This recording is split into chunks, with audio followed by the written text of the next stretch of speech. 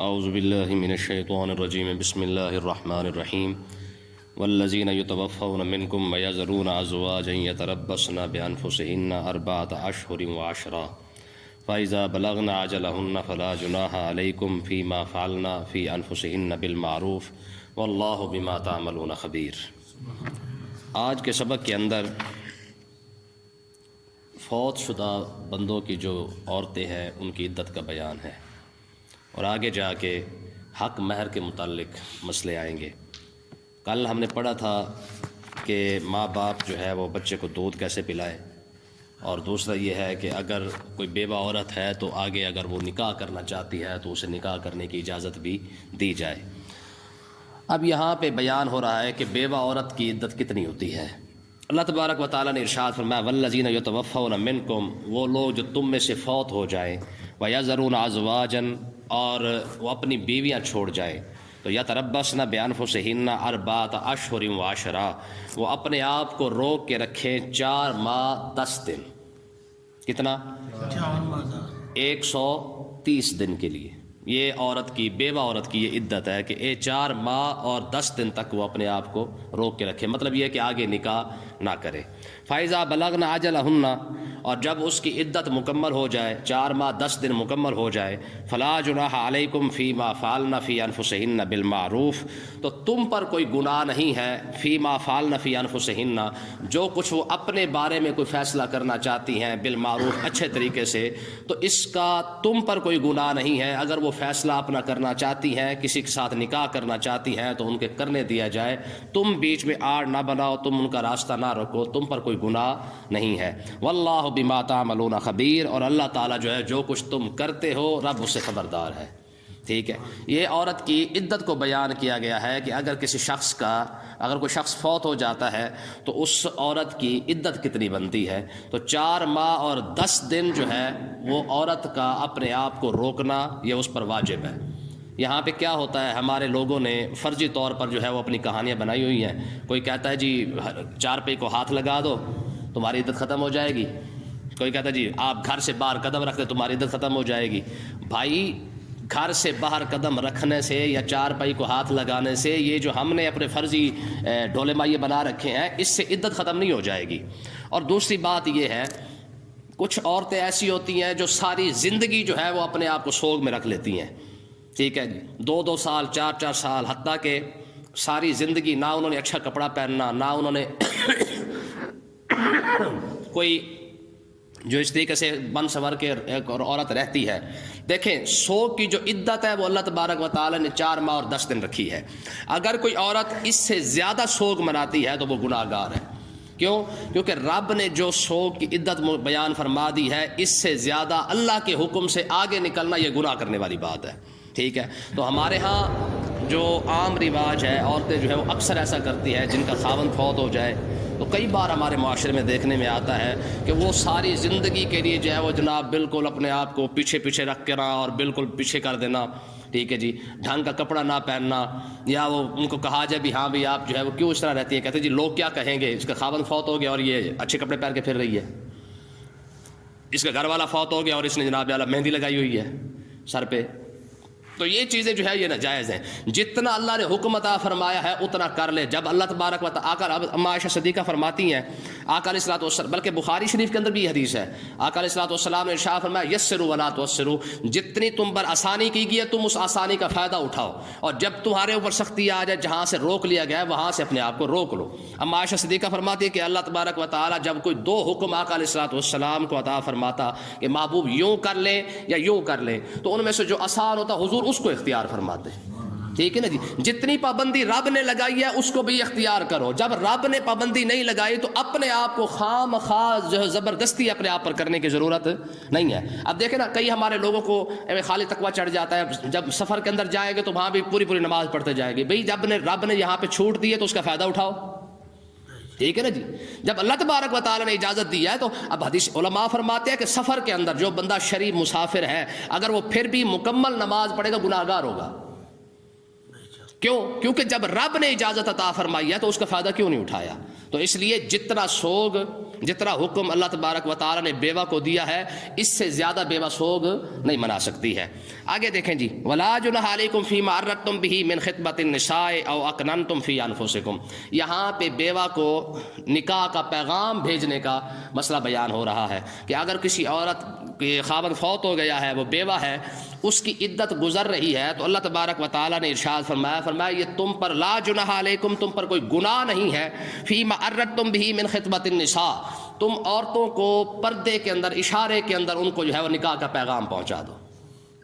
اگر کوئی بیوہ کے ساتھ نکاح کرنا چاہتا ہے تو طریقہ کیا ہے؟ کسی نہ کسی طریقے سے اگر اس تک، عورت تک نکاح کا پیغام پہنچانا چاہتا ہے تو اللہ تبارک و تعالیٰ نے اس کی اجازت عطا فرمائی ہے کہ آپ نکاح کرنا چاہتے ہیں، آپ اس تک کسی طریقے سے بھی بات پہنچا دیں۔ لیکن یہ یاد رکھیں، ڈائریکٹ بات کرنا یہ گناہ ہے، حرام ہے، اور قبول کرنے والی عورت بھی گناہ گار ہے، وہ بھی حرام ہے۔ کوئی اپنی بیوہ کو کہتا ہے جی میں آپ سے نکاح کرنا چاہتا ہوں، علماء نے اس کو ناجائز لکھا ہے، حرام لکھا ہے، اور وہ بھی اگر ڈائریکٹ قبول کرتے تو یہ بھی حرام ہے۔ کیوں؟ کیونکہ اللہ تبارک و تعالیٰ نے جب حیا کا حکم فرمایا ہے تو یہاں پہ حیا کو لازمی جو ہے ملحوظ خاطر رکھا جائے گا، یہاں پہ حیا کو دیکھا جائے گا۔ جب رب نے فرمایا کہ اشارے سے بات کرو تو تم مقصود تو بات پہنچانا ہے نا جی۔ اگر کوئی بیوہ ہے، اس کے پاس پیسہ بھی ہے، حسین و جمیل بھی ہے، تو ظاہر ہے وہاں پر تو کافی سارے لوگ کھڑے ہو ہی جائیں گے اس سے نکاح کرنے کے لیے، اس کے پیسے کو دیکھ کر یا اس کے حسن و جمال کو دیکھ کر یا اس کی جوانی کو دیکھ کے۔ ظاہر ہے عورت کے اندر یہ چیزیں ہوتی ہیں، اس لیے اس سے نکاح کیا جاتا ہے۔ تو کہنے کا مقصد یہ ہے، اللہ تبارک و تعالیٰ نے ارشاد فرمایا کہ اگر تم عورت سے، بیوہ سے نکاح کرنا بھی چاہتے ہو تو کیا کرو؟ کسی نہ کسی اشارے سے، آپ بات نہیں کر سکتے، کسی کے تھرو جو ہے وہ بات پہنچانا چاہتے ہو تو تم اس کو اشارے سے بات پہنچا سکتے ہو۔ او اکننتم فی انفسکم، یا پھر اپنے دل کے اندر یہ بات رکھ لو، جب اس کی عدت مکمل ہو جائے گی پیغام پہنچا دینا کسی طریقے سے۔ عالم اللہ انکم ستذکرونہن، اب یہاں دیکھیں اللہ تبارک و تعالیٰ نے کیسی ارشاد فرمایا، اللہ تعالیٰ تبارک و تعالیٰ جانتا ہے کہ تم ضرور ان کی بات کرو گے، تمہارے دل میں ضرور آئے گا کہ یار ہم نکاح کا پیغام پہنچائیں۔ وَلَٰكِن لَّا تُوَاعِدُوهُنَّ سِرًّا، ان سے خفیہ طور پر وعدے نہ کر لینا ہے جی۔ بیوہ کو یہ خواب نہ دکھانا شروع کر دینا کہ جناب آپ تو ہاں کر، ہم جناب ڈیفینس کینٹ میں کوٹھی لے کے دیں گے، کاریں اور بنگلے بنا کے دیں گے۔ چاند توڑنے والی بات تو پرانی ہو گئی، اب تو یہاں پہ بات آئی کھڑی ہے نا جی۔ کسی کے ساتھ وعدے کرنا یہ تو بیوہ کا حکم ہے، کسی کے لیے بھی حکم جائز کوئی نہیں ہے کہ بندہ اپنے ہونے والی عورت سے، لڑکے سے، یا ویسے بھی کسی لڑکی کے ساتھ بات کرنے کے لیے اس سے، آج کل چل رہا ہے نا ہمارا ماحول، ٹھیک ہے، یہ گرل فرینڈ بوائے فرینڈ والا، ٹھیک ہے، کیا کریں گے؟ صرف لڑکی کو پھنسانے کی خاطر، اس کو چکر دینے کے لیے اس کے بڑے بڑے وعدے کر لیں گے۔ تو ہاں کر، ہم جناب تیرا میرا وعدہ ہو گیا کہ میں نے تجھے بڑی کوٹھی لے کے دینی ہے، پھر بڑی ساری کار بھی لے کے دینی ہے، پھر جناب میں نے ماں باپ سے تجھے علیحدہ رکھنا ہے۔ یہ پکے کولو قرار ہوتے ہیں نا قسمیں شسمیں کھانے والے ہو رہا ہے کہ نہیں ہو رہا؟ دیکھیں اللہ تبارک و تعالیٰ نے یہ حکم فرمایا کہ تم کسی کے ساتھ وعدہ نہیں کر سکتے، اتنے خیر خواہ ہو نا اس کے ساتھ، تو پھر اس کو نکاح کا پیغام بھیجو۔ کیوں جی؟ اس سے وعدے کرنے کی ضرورت نہیں ہے۔ اور گل سمجھ رہی کوئی نہیں؟ کیسی بات ہے؟ میں کسی کو یہ یقین دلوانا، اس سے وعدے کرنا، اس سے جناب میں جناب آپ کی خاطر یہاں کر دوں گا اور وہاں کر دوں گا، یہ باتیں کرنے کی ضرورت نہیں ہے۔ اتنا اس کے ساتھ مخلص ہے تو اس کو نکاح کا پیغام بھیج۔ اتنا ہمدرد بننا ہے تو پھر ساری زندگی کے لیے ہمدرد بننا، پھر وفا کرنی ہے تو پھر ساری زندگی اس کے ساتھ وفا کر، ہوٹلوں میں جا کے لے جانا، پارکوں میں لے جانا، اور جہاں پہ ٹائم پاس کر کے پھر واپس آ جانا، پھر اس کے بعد تو کون اور میں کون۔ آج کل تو یہ ماحول چل رہا ہے۔ تو اس لیے یاد رکھیں، عزت دیکھیں نا، پہلے کیا کر 6 مہینے بعد ڈیٹنگ شیٹنگ کر لیتے ہیں، ہوٹلوں پہ جا کے گزارے کرتے ہیں، جب شادی ہو جاتی ہے تو پھر وہ عزت مانگ رہی ہوتی ہے۔ یہ وہ مزاجی خدا بنا ہوتا ہے، مجازی خدا تو اور ہوتا ہے نا، یہ مزاجی خدا ہوتے ہیں۔ اب یہ عزت مانگتا ہے، وہ نہیں کرتی، ٹھیک ہے، وہ عزت مانگتی یہ نہیں کرتا، کیونکہ وجہ یہ ہے کہ پہلے سارا ماحول تو خراب خود کر دیا ہوتا ہے، شادی سے پہلے ہو چکا ہوتا ہے، تو پھر روب کہاں سے بنے گا؟ تو اللہ تبارک و تعالیٰ نے ارشاد فرمایا کہ اپنی جس کو نکاح کا پیغام بھیجا ہے ان کے ساتھ وعدے، خفیہ طور پر وعدے نہ کرو۔ ہاں الا ان تقولوا قولا معروفا، اگر تم اس کے ساتھ خیر خواہ ہو اور تمہاری خواہش ہے تو تم اس کو نکاح کا پیغام بھیجو۔ دیکھیں یہ یاد رکھیں، شریعت نے یہ اجازت عطا فرمائی ہے کہ اگر کوئی شخص کسی عورت سے نکاح کرنا چاہتا ہے، اسے پسند ہے، تو اپنی پسند کی عورت کو نکاح کا پیغام دے سکتا ہے۔ فَانْكِحُوا مَا طَابَ لَكُم مِّنَ النِّسَاءِ، جو عورتیں تمہیں پسند ہے اس کو نکاح کا پیغام بھیجو۔ ہاں اسلام یہ گرل فرینڈ بوائے فرینڈ والا کلچر نہیں جو ہے وہ ہونے دیتا. ہاں اسلام سیدھا سیدھا ڈائریکٹ کہتا ہے کہ اتنی پسند ہے تو پھر نکاح کر اس سے. کیوں اس کو لٹکا کے رکھا ہے, کیوں اس کو سنہری خواب دکھا رہا ہے؟ تھوڑی دیر کے لیے فائدہ اٹھانے کے لیے اس کو خواب دکھا کے بعد میں پیچھے ہٹ جانا. ہاں تجھے پسند ہے تو پھر اس کے ساتھ نکاح کر. کتنی بڑی بات ہے. وَلَا تَعْزِمُوا عُقْدَةَ النِّكَاحِ حَتَّى يَبْلُغَ الْكِتَابُ أَجَلَهُ, میں جس نکاح کی گرہ جو ہے وہ نہ باندھو جب تک اس کی عدت مکمل نہ ہو جائے. بیوہ کے لیے تو حکم ہی یہی ہے کہ پہلے اس کی عدت کو گزرنے دیں, بعد میں جو ہے وہ پھر اس کو نکاح کا پیغام بھیجنا تو بے شک بھیج دیں. ٹھیک ہے. وَاعْلَمُوا, اور یہ بات جان لو, أَنَّ اللَّهَ يَعْلَمُ مَا فِي أَنفُسِكُمْ, جو تمہارے دل کے اندر ہے رب اس کو جانتا ہے. رب جانتا ہے کہ تم نے اس لڑکی کے ساتھ کیوں ہیلو ہیلو شروع کی ہوئی ہے. رب جانتا ہے کہ تم نے اس کے ساتھ کتنی وفا کرنی ہے. تو یہ آج کل کے لڑکوں کے لیے یہ بہت بڑی بات ہے کہ جو یہ چکر شکر والے ہیں نا, چلایا ہوا ہے کہ جناب ہم تو تیری خاطر یہاں کر دیں گے, تیری خاطر وہاں کر دیں گے. یہ آیت, یہ الفاظ فرمایا رب جانتا ہے کہ تم نے اس کے ساتھ کتنی وفا کرنی ہے. ٹھیک ہے. کتنے واضح الفاظ ہیں. لوگ کہتے ہیں جی قرآن تو 1400 سال پہلے اترا ہے, آج کے دور میں قرآن کا کیا؟ یہ قرآن کے الفاظ ہیں جو آج کے دور پر پورے آ رہے کہ نہیں آ رہے. کہ اگر تم نے عورت کے ساتھ جو حساب لگایا ہوا ہے رب اس کو جانتا ہے. فاحذروہ, پھر اس سے ڈرو. کیوں؟ وَاعْلَمُوا, اور یہ جان لو, ان اللہ غفور حلیم, رب بخشنے والا ہے, حلم والا ہے. لیکن اس کی بارگاہ میں تم نے کھڑا بھی تو ہونا ہے نا. رب پوچھے گا کیوں اترے کہ تو نے فلانی کے ساتھ جتنے وعدے کیے تھے, نکاح کرنا تھا, تو وہ سیدھا سیدھا اس کے گھر والوں کے اندر نکاح کا پیغام بھیجتا. تو عورتوں کے لیے بھی یہ سبق ہے کہ کسی کے ساتھ اس طریقے سے آپ پیش آنے سے بہتر ہے کہ اگر بات کوئی کرتا ہے تو اپنے گھر والوں کو بتاؤ کہ بھائی فلانے بندے نے مجھ سے بات کی ہے, آپ اس سے بات کر لیں. اگر نکاح کرنا چاہتا تو میرا نکاح کر دیں. شریعت سیدھی تلوار ہے, کرنا ہے تو کرو, نہیں کرنا تو پاسے. اتنی سی بات ہے. اگلا مسئلہ دیکھیں جی, یہاں پہ حق مہر کے مسئلے کو بیان کیا جا رہا ہے. کیا مسئلہ ہے کہ لا جناح علیکم ان طلقتم النساء ما لم تمسوهن او تفرضوا لهن فریضہ. یہاں مسئلہ حق مہر کا بیان ہو رہا ہے. یہ بہت بڑا مسئلہ ہے ہمارے ہاں. یہاں پہ کیا مسئلہ ہے کہ حق مہر کے دو طریقے ہیں. یا تو جب نکاح ہو جائے اسی وقت حق مہر دے دو, یا ایسا ہے کہ حق مہر مقرر نہیں ہوا لیکن نکاح کر دیا گیا ہے. اب یہ دو مسئلے یہاں پہ بیان ہو رہے ہیں. کیا رخصتی سے پہلے اگر نکاح ہو گیا, جس طرح ہمارے ہاں رواج ہے کہ پہلے نکاح کر دیا جاتا ہے, 2 سال بعد, 4 سال بعد, 10 سال بعد رخصتی کر دی جاتی ہے. تو یہاں پہ اسی مسئلے کو بیان کیا گیا ہے کہ اگر کسی لڑکی کا نکاح ہو گیا ہے لیکن رخصتی نہیں ہوئی تو اس کے لیے حق مہر کا حکم کیا ہے, اور اس کے ساتھ صحبت ہوگی ہے تو حق مہر کتنا ہوگا, صحبت نہیں ہوئی تو حق مہر کتنا ہوگا. ٹھیک ہے. اب دیکھیں جی, لا جناح علیکم ان طلقتم النساء ما لم تمسوهن او تفرضوا لهن فریضہ. فرمایا تم پر کوئی مطالبہ نہیں ہے, ان طلقتم النساء, اگر تم نے عورت کو طلاق دے دی ہے, ما لم تمسوهن, ایسی عورت جس کے ساتھ صحبت نہیں کی گئی, او تفرضوا لهن فریضہ, یا اس کا حق مہر مقرر نہیں کیا گیا, تو کیا کرو؟ بات سمجھ آئی کہ نہیں آئی؟ یعنی وہ لڑکی جس کے ساتھ نکاح تو ہوا تھا لیکن اس کے ساتھ صحبت نہیں ہوئی. اور یہ بھی یہاں پہ علماء نے ایک مسئلہ بیان کیا ہے کہ اگر لڑکی اپنے گھر بیٹھی ہے اور نکاح ہو چکا تھا پہلے, اب لڑکی اور لڑکے دونوں کو اتنا ٹائم مل گیا ہے کہ اگر وہ اکیلے بیٹھ کر اگر اپنا ازدواجی تعلق قائم کرنا چاہتے اور کر سکتے تھے لیکن نہیں بھی کیا, لیکن اتنا ٹائم اگر ان کو ملا تو پھر بھی حق مہر کے مسائل بدل جائیں گے آٹومیٹک. ٹھیک ہے نا. پھر حق مہر ہو سکتا ہے وہ پورا دینا پڑے گا. ٹھیک ہے, کیونکہ ان کو ٹائم ملا تھا لیکن انہوں نے اپنا تعلق اگر نہیں بھی بنایا تو حق مہر پھر ان کو جو ہے پورا دینا پڑے گا. یہاں پہ مسئلہ یہ ہے کہ اگر عورت کو نکاح ہوا, رخصت نہیں ہوئی, اس کو گھر بیٹھے ہی طلاق ہو گئی ہے, تو اب اللہ تبارک و تعالیٰ نے ارشاد فرمایا کیونکہ حق مہر بھی اگر مقرر نہیں ہوا اور گھر بیٹھے اس کو طلاق بھی ہو گئی ہے, صحبت بھی نہیں کی گئی ہے, تو اللہ تبارک و تعالیٰ نے ارشاد فرمایا وَمَتِّعُوهُنَّ, پھر اسے کچھ نہ کچھ سامان اور کچھ نہ کچھ خرچہ دے دو.